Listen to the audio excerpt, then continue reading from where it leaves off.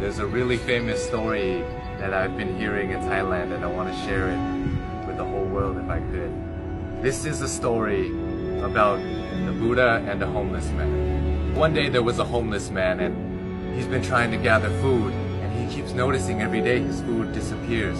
One day he caught the mouse that kept stealing his food and he asked the mouse, "Why are you stealing from me?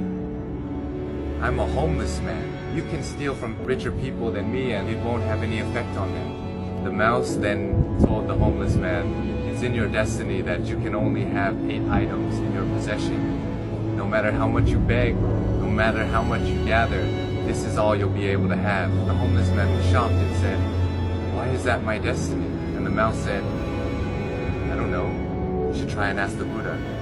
So the homeless man goes on his journey to go find the Buddha, and as he's going, it gets late. So he ends up at a wealthy family's house and he asks if he could stay the night. They let him in and they ask him, "Young man, why are you traveling so late?"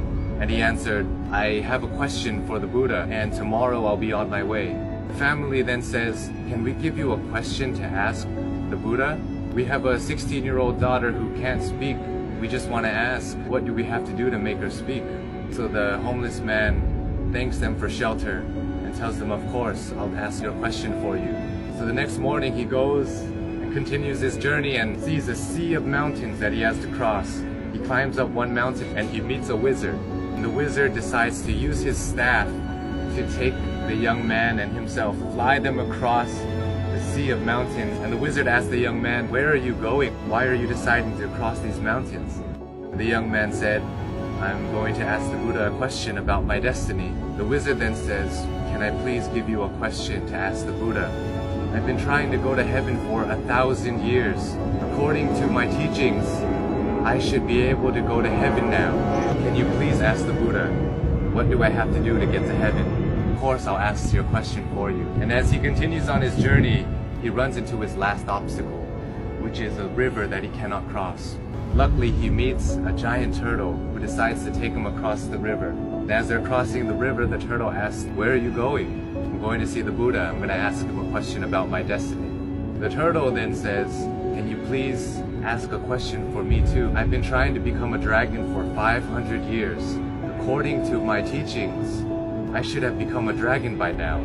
Can you please ask the Buddha, what do I have to do to become a dragon?" So the young man thanks the turtle for taking him across the river and says, "Of course, I'll ask you a question for you." The homeless man finally meets the Buddha, and the Buddha tells everybody, "I will answer 3 questions for everybody here, but only 3 questions." And the young man is shocked. He has 4 questions to ask.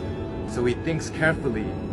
He thinks about the turtle. The turtle's been living for 500 years trying to become a dragon.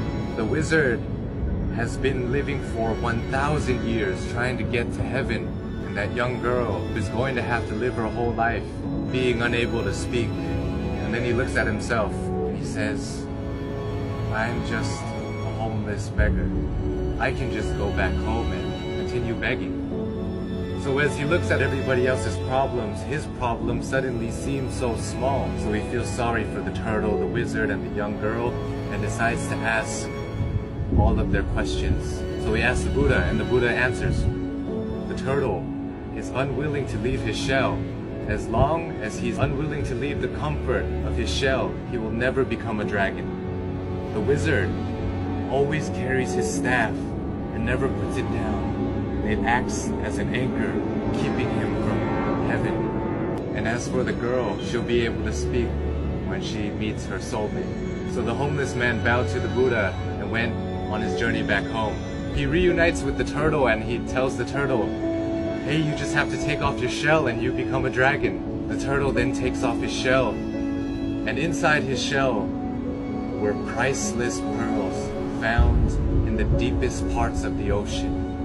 And he gives it to the homeless man and tells him, "Thank you. I no longer need this because I'm now a dragon." He flies away. The homeless man reunites with the wizard on the top of a mountain and says, "Hey, you just have to put down your staff, then you'll be able to go to heaven." The wizard lets go of his staff by giving it to the young man, says thank you, and ascends to heaven. The young man now has wealth from the turtle and power from the wizard. He goes back to the family that gave him shelter, and he tells them that Buddha said, your daughter will be able to speak when she meets her soulmate. And at that moment, the daughter came downstairs and said, hey, is that the man that was here last week? The young girl and the once homeless man have found their soulmate. This story tells us so many things, so many lessons, but for me, I think that sometimes we have to give things in order to get some things. Sometimes if we want to become a dragon, we want to become a lion, we have to be willing to leave behind what makes us most comfortable, what makes us feel most safe. We have to leave our comfort zone just like the turtle did. And in order to find true love, we must become somebody who is willing to put others before ourselves.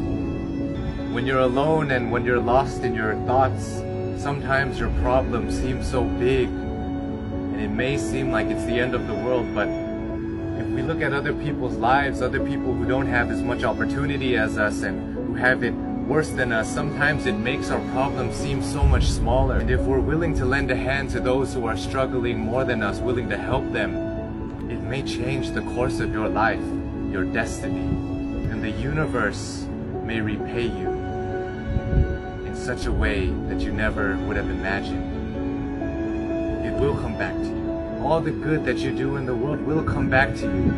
If you're going through hard times right now, I hope this story helps. My name is Sean Uranai. I love you all, and I hope you have a wonderful, wonderful life.